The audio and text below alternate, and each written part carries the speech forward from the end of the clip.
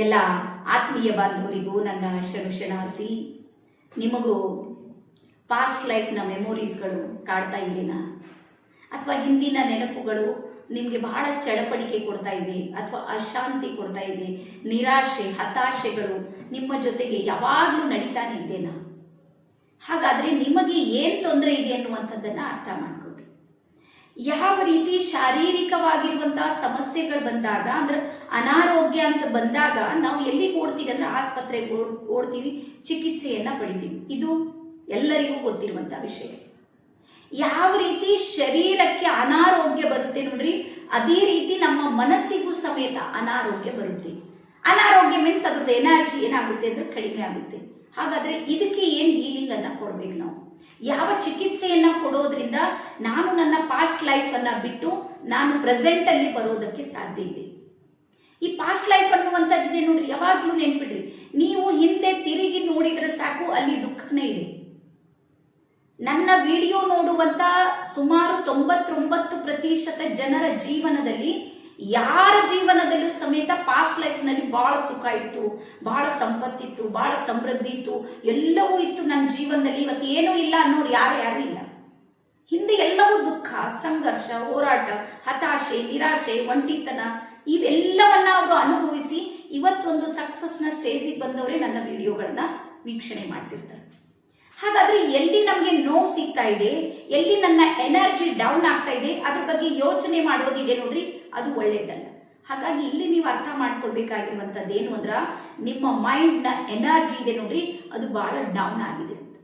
ಹಾಗಾಗಿ ಯಾವತ್ತೂ ನಿಮಗೆ ಲೈಫ್ನಲ್ಲಿ ನಿಮಗೆ ಸಪೋರ್ಟ್ ಸಿಗಬೇಕು ಅಥವಾ ಪರಿಹಾರ ಸಿಗಬೇಕು ಅಂದ್ರ ನೀವು ಹಿಂದೆ ಓಡೋದ್ರಿಂದ ಯಾವುದೇ ಪರಿಹಾರ ಇಲ್ಲ, ಮತ್ತೆ ಯಾವ ಚಿಕಿತ್ಸೆನೂ ನಿಮ್ಗೆ ಸಿಗೋದಕ್ಕೆ ಸಾಧ್ಯ ಇಲ್ಲ. ಹಾಗಾದ್ರೆ ಏನ್ ಮಾಡಬೇಕು? ವರ್ತಮಾನದಲ್ಲಿ ಬದುಕುವುದನ್ನ ನಾವು ಕಲಿಬೇಕು. ವರ್ತಮಾನದಲ್ಲಿ ಅಂದ್ರೆ ಇವತ್ತು ನಾನು ಎಲ್ಲಿದ್ದೀನಿ, ನಾನು ಇವತ್ತು ನಿಮ್ಮ ಎದುರಿಗೆ ವಿಡಿಯೋನ ಮಾಡ್ತಾ ಇದ್ದೀನಿ, ನಾನು ಇಲ್ಲೇ ಬದುಕ್ತಾ ಇದ್ದೀನಿ. ಈ ವಿಡಿಯೋನ ದಾಟಿದ್ರೆ ನನಗೆ 100 ಕೆಲಸಗಳಿವೆ. ಇದಕ್ಕಿಂತ ಹಿಂದೆನೂ ನಾನು ಒಂದಿಷ್ಟು ಕಾರ್ಯಗಳನ್ನ ಮಾಡಿನೇ ನಾನು ಇಲ್ಲಿ ಬಂದು ಕೂತೀನಿ. ನಾನು ಇಲ್ಲಿ ಬಂದು ಕೂತು ಹಿಂದಿನ ಯೋಚನೆ ಮಾಡಿದ್ರು ನಾನು ನಿಮಗೆ ಸರಿಯಾಗಿ ಗೈಡೆನ್ಸ್ ಮಾಡ್ಲಿಕ್ಕೆ ಸಾಧ್ಯ ಇಲ್ಲ, ಇಲ್ಲ ಮುಂದಿನ ಧಾವಂತವನ್ನ ಇಟ್ಕೊಂಡ್ರು ಸಮೇತ ನಾನು ನಿಮಗೆ ನ್ಯಾಯ ಕೊಡೋದಕ್ಕೆ ಸಾಧ್ಯ ಆಗುತ್ತಿಲ್ಲ. ಸೊ ಹಾಗಾಗಿ ಲೈಫ್ನ ಮೊದಲ ಸಕ್ಸಸ್ ಯಾವುದು ಅಂದ್ರ ಇವತ್ತಿನ ಮೇಲೆ ಬದುಕುವುದು. ಇವತ್ತು ಉಸಿರಾಟ ನಡೀತಾ ಇದೆ, ಹಿಂದೆ ಏನಾದರೂ ಆಗಿರ್ಬೋದು, ಜೋ ಹುವ ಸೋ ಹುವ, ಅದನ್ನ ಬಿಟ್ಟು ಹಾಕೋದು ಕಲೀರಿ. ನೀವು ಬಿಟ್ಟಿಲ್ಲ, ಅದನ್ನ ಹಂಗೆ ಇಟ್ಕೊಂಡು ಬಿಟ್ಟಿರಿ, ಅದನ್ನ ಸರಿಪಡಿಸೋದಕ್ಕೆ ಯಾರು ಬರ್ತಾರ? ಹಾಗಾಗಿ ನಿಮ್ಮ ಮನಸ್ಸಿಗೆ ಅಂದ್ರೆ ಯಾವ ಮನೋರೋಗ ಅನ್ನುವಂಥದ್ದಿದೆ ನೋಡ್ರಿ, ಅದನ್ನ ಮೊದಲು ಚಿಕಿತ್ಸೆ ಮಾಡಿಕೊಳ್ಬೇಕಂದ್ರ ಮೊಟ್ಟ ಮೊದಲ ಮಾರ್ಗ ಇದೆ ನೋಡ್ರಿ, ನಿಮಗೆ ಒಬ್ಬ ಕೋಚ್ನ ಅಗತ್ಯ ಇದೆ ಅಂತ ಅರ್ಥ. ಈ ಕೋಚ್, ಗೈಡ್, ಮೆಂಟರ್ ಇವರೆಲ್ಲ ಏನ್ ಕೆಲಸ ಮಾಡ್ತಾರ, ಇವ್ರ ಮೂಲ ವರ್ಕ್ ಏನಿರುತ್ತೆ ಅಂದ್ರೆ ನಿಮ್ಮನ್ನ ಪ್ರೆಸೆಂಟ್ ಅಲ್ಲಿ ತಂದು ಕೂರಿಸೋದಕ್ಕೆ ಅವ್ರು ಸಪೋರ್ಟ್ ಮಾಡ್ತಾರೆ. ಮತ್ತೆ ಯಾವ ಕೋಚ್ ನಿಮ್ಗೆ ಮತ್ತೆ ಪಾಸ್ಟ್ ಲೈಫಿಗೆ ಕರ್ಕೊಂಡು ಹೋಗ್ತಾ ಇದ್ದಾರೆ, ಹಿಂದಿನ ಘಟನೆಗಳನ್ನೇ ಮತ್ತೆ ಮತ್ತೆ ನೆನಪು ಮಾಡ್ತಾ ಇದ್ದಾರೆ ಅಂದ್ರೆ ಅವ್ರು ಸರಿಯಾದ ಕೋಚ್ ಅಲ್ಲ. ನಿಮ್ಗೆ ವರ್ತಮಾನದಲ್ಲಿ ತರಬೇಕು, ಭವಿಷ್ಯವನ್ನ ನಿರ್ಮಾಣ ಮಾಡುವುದಕ್ಕೆ ಬೇಸನ್ನ ನಿಮ್ಮಲ್ಲಿ ರೆಡಿ ಮಾಡಬೇಕು. ಅಂತಹ ಕೋಚ್ ಅನ್ನ ಮೊದಲು ಸರ್ಚ್ ಮಾಡಿ.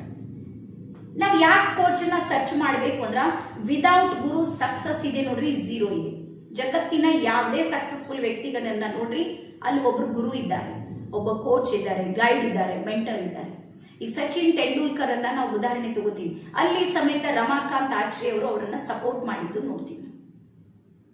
ಪ್ರತಿಯೊಬ್ಬರಿಗೂ ಸಮೇತ ಗುರು ಇದ್ದಾರೆ. ಗುರುವಿಲ್ಲದೇನೆ ಸಕ್ಸಸ್ ಇದೆ ನೋಡ್ರಿ, ಅದು ಸಾಧ್ಯ ಇಲ್ಲ.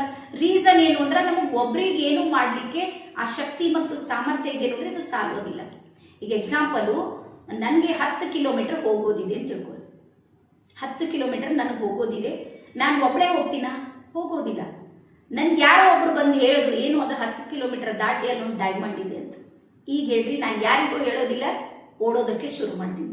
ಯಾಕಂದ್ರೆ ನನ್ನ ಮೈಂಡಲ್ಲಿ ಏನು ಬಂತು? ಡೈಮಂಡ್ನ ವಿಚಾರ. ಸೊ ಇದು ಗುರು ಮಾಡೋ ಕೆಲಸ. ಗುರು ಹೇಳ್ತಾರೆ, ನೀನು ಪ್ರೆಸೆಂಟ್ ಅಲ್ಲಿ ಬದುಕಿ ಫ್ಯೂಚರ್ ಬಗ್ಗೆ ನೀನು ಏನಾದರೂ ಅರ್ಥ ಮಾಡ್ಕೊಂಡು ಫ್ಯೂಚರ್ನಲ್ಲಿ ನಿನಗೆ ಡೈಮಂಡ್ ಇದೆ ಅಂದ್ರೆ ಒಳ್ಳೆಯ ಜೀವನ ನಿನಗಿದೆ. ಯಾವಾಗ ಒಳ್ಳೇದಾಗುತ್ತೆ, ನನ್ನ ಜೀವನದಲ್ಲೂ ಪರಿವರ್ತನೆ ಆಗುತ್ತೆ ಅಂತ ಯಾವಾಗ ನಾವು ಫೀಲ್ ಮಾಡ್ಕೊಳ್ತೀವಿ ನೋಡ್ರಿ, ಅವಾಗ ನಾವು ಸಕ್ಸಸ್ನ ಮೊದಲ ಸ್ಟೆಪ್ಪನ್ನು ಹತ್ತೋದಕ್ಕೆ ಸಾಧ್ಯ ಇದೆ. ಹಾಗಾಗಿ ನಾವು ಏನಂತಾರೆ ನೋಡ್ರಿ, ಆರಂಭ ಶೂರರು. ನಾನು ಇವತ್ತು ಶುರು ಮಾಡೀನಿ, ಮಾಡೋದು, ಆಮೇಲೆ ಮತ್ತೆ ಸೈಲೆಂಟ್ ಆಗೋದು. ಆದ್ರೆ ಯಾವಾಗ ಕೋಚ್ ಇರ್ತಾರೆ ನೋಡ್ರಿ, ಅವ್ರು ಸೈಲೆಂಟ್ ಇರೋದಕ್ಕೆ ಬಿಡೋದಿಲ್ಲ. ಈಗ ನೀವು ಎಕ್ಸರ್ಸೈಸ್ ಅನ್ನ ಸ್ವಯಂ ಪ್ರೇರಣೆಯಿಂದ ಮಾಡ್ತಾ ಇದ್ದೀರಿ ಬೆಳಿಗ್ಗೆ ಅಂತ ತಿಳ್ಕೊ. ಎಕ್ಸಾಂಪಲ್, 2 ದಿವಸ 3 ದಿವಸ ಮಾಡ್ತೀರಿ, 4ನೇ ದಿವಸ ಬಾಡಿಯಲ್ಲಿ ಪೇನ್ ಆಗೋದಕ್ಕೆ ಶುರು ಆಗುತ್ತೆ. ಎಲ್ಲ ಕಡೆಗೂ ಪೇನ್ಫುಲ್, ಅಲ್ಲಿ ಅಲ್ಲಿ ಅಲ್ಲಿ ಅಲ್ಲಿ ಪೇನ್ ಭಾಳ ಆಗೋದಕ್ಕೆ ಶುರು ಆಗುತ್ತೆ. ಅವಾಗ 4ನೇ ದಿನ ಎಲ್ಲಿರ್ತೀರಿ ಅಂದರೆ ಹಾಸಿಗೆಯಲ್ಲಿ ಇರ್ತೀರಿ. ಒಂದು ವೇಳೆ ನನಗೆ ಒಬ್ಬರು ಟ್ರೈನರ್ ಇದ್ದಾರೆ ಅಂತ ತಿಳ್ಕೊಳ್ಳಿ, ನನಗೆ ಎಕ್ಸರ್ಸೈಸ್ ಮಾಡಿಸೋದಕ್ಕೆ ಒಬ್ಬ ಟ್ರೈನರ್ ಇದ್ದಾರೆ, ಅವಾಗ ಅವ್ರು ಮಲಗೋದಕ್ಕೆ ಬಿಡೋದಿಲ್ಲ. ನಿಮಗೆ ರಿಲ್ಯಾಕ್ಸೇಷನ್ ಕೊಡುವುದು ಯಾವ ರೀತಿ ಅಂತ ಅವ್ರಿಗೆ ಗೊತ್ತಿರುತ್ತೆ, ಅದ್ರ ಜೊತೆಗೆ ಎಕ್ಸರ್ಸೈಸ್ ಮತ್ತೆ ಡೆವಲಪ್ ಮಾಡೋದು ಯಾವ ರೀತಿ ಅಂತ ಅವ್ರಿಗೆ ಗೊತ್ತಿರುತ್ತೆ. ಹಾಗಾಗಿ ಈ ದಾರಿಯಲ್ಲಿ ನಡೆದು ಯಾರು ಸಕ್ಸಸ್ ಆಗಿದ್ದಾರೆ ನೋಡ್ರಿ, ದಯವಿಟ್ಟು ಅವ್ರ ಜೊತೆ ಕೈ ಜೋಡಿಸಿ. ಯಾವಾಗಲೂ ನೆನ್ಪಿಡ್ರಿ, ಎಲ್ಲ ಪೆಟ್ಟುಗಳು ನಾವೇ ತಿಂದು ಸಕ್ಸಸ್ ಆಗ್ಬೇಕಂತ ಎಲ್ಲೂ ಇಲ್ಲ. ನೀವು ಕಾಪಿ ಪೇಸ್ಟ್ ಮಾಡಿದ್ರು ಸಕ್ಸಸ್ ಆಗ್ತೀರಿ. ಅಂದರೆ ಸಕ್ಸಸ್ಫುಲ್ ವ್ಯಕ್ತಿಯನ್ನ ಅರ್ಥ ಮಾಡ್ಕೊಡ್ರಿ, ಅವರನ್ನು ಸ್ಟಡಿ ಮಾಡಿ, ಅವರನ್ನು ಅರ್ಥ ಮಾಡ್ಕೊಂಡು ಅವರನ್ನು ಲರ್ನ್ ಮಾಡಿ, ಅವ್ರನ್ನ ಸತತವಾಗಿ ಅಧ್ಯಯನ ಮಾಡಿರಿ. ಅವ್ರ ಟೈಮ್ ಶೆಡ್ಯೂಲನ್ನು ನೋಡ್ಕೊಡು.